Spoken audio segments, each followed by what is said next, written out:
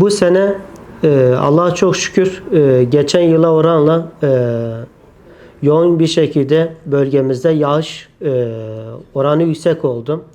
Bundan dolayı geçen yıla oranla işte bazı hastalıklar bitki üzerinde odur arazi kontrolleri yaptığımızda rastlanıyoruz. Yüksek yağışların fazla olması tarla kapasitesi yoğun bakımdan su tutma kapasitesinin yüksek olduğunu gördük. Bundan dolayı işte buğday, arpa, mercimek gibi hububat ürünlerinde kök çürüklüğü, septorya, pas, sarı pas, kara pas gibi hastalıklar rastladık. Mercimeklerde ise şu an gördüğümüz kök çürüklüğü hastalığını gördük. İleride bu hastalık sıcakların basmasıyla mildiyo, küfleme gibi hastalıklara da rastlayabiliriz. Bundan dolayı çiftçilerimizden şöyle bir öneri istiyoruz.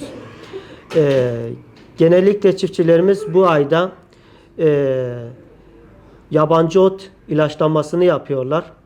Bunu yapmadan önce ziraat mühendisleri arkadaşlarımızdan danışıp tarla kontrollerini yapıp bitkilerdeki işte bu hastalıkların olup olmadığını bakılarak ona göre ilaçlama yapmalarını tavsiye ediyorum. Peki bu ilaçları yapmadan önce yapıldığı zaman bitki üzerinde böyle bir sıkıntı olabilir.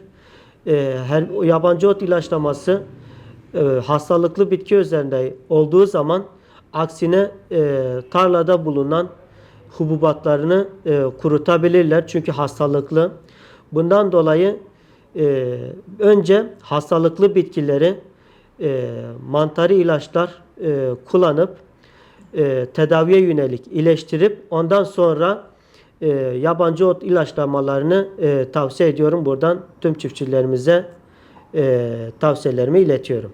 Çiftçilerimizden bilinçli bir şekilde tarıma yönelmelerini tavsiye ediyorum. Çünkü ne kadar bilinçli olursa o kadar yüksek kaliteli verim elde edeceklerine inanıyorum. Bilinçsiz tarımın aksine daha çok maliyet ve düşük kalite az tonajda verim kaldıracaklarını düşünüyorum. Bundan dolayı tarım yaparken bilinçli tarıma yönelmelerini tavsiye ediyorum. Bu sene bölgemizde oluşan bereket üzerine konuşacağız. Maşallah çok güzel kar ve yağmur yağdı. Bunun tarım üzerindeki etkisinden konuşacağız. Öncelikle şu an mevsiminde olduğumuz işte arpa, buğday, mercimek üzerinde olan bu aşırı yağışların aslında faydalarından bahsetmek istiyorum. Tabii ki faydası olduğu kadar zarar demeyelim de yaşayabileceğimiz olumsuzlukları da burada tabii ki değerlendireceğiz. Faydaları şu şekil söyleyelim. Yani tarlada oluşabilecek su tutma kapasitesi baya güzel, eski senelere oranla bu sene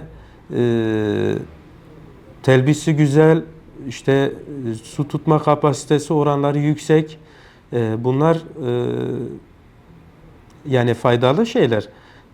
Bugün arpada olsun, buğdayda olsun, mercimekte olsun, yani geçen senelere oranla bu mevsimde sulama yapılıyordu. Ama bu sene ona bir ihtiyaç duymuyoruz Allah'a şükür. Yani bolluk ve bereket getiriyor. Yalnız şöyle bir durumdan da bahsetmek istiyorum. Çiftçilerimiz bu konuda dikkatli olsunlar. Yani buğday, arpada genelde pasta hastalıkları, kök çürüklüğü hastalıklarına karşı tedbirli olsunlar. Mercimekte de aynı şekilde kök çürüklüğü, fusaryum hastalıklarına karşı tekrardan tedbirli davranmalarını istiyoruz. Ki yağışlar kendimiz açısından olumlu hale getirebilelim. Sebze kısmında domates, biber, patlıcan olsun, işte meyvelerden kavun, karpuz, ekstradan işte salatalık bölgemizde artık yoğun bir şekilde ekilmeye başlanmış. Yağışlar bunlar için de çok güzel bir anlam ifade ediyor. Tarlayı işte kar yağışı tarlayı toprağımızı yumuşattı, su tutma kapasitesini arttırdı. 4. ayda yapacakları ekimde işte tarla sürümü olsun, yapacağı gübrelemeler olsun bu konuda da dikkat etsinler ki bunu avantajımıza çevirelim. Hastalıklara karşı mücadelede muhakkak önlemlerini alsınlar. Yani bu aşırı yağışları avantajımıza çevirebilelim. Eksiklik yaşadığı konularda uzman ziraat mühendisi arkadaşlarımıza danışmayı ihmal etmesinler. Çiftçilerimizden istirham ediyorum. Bilinçli tarıma yönelsinler. Günümüzde artık teknolojinin geliştiği, kendini yetiştiren ziraat mühendisleri arkadaşlarımıza muhakkak danışmayı ihmal etmesinler. Onları çok seviyoruz.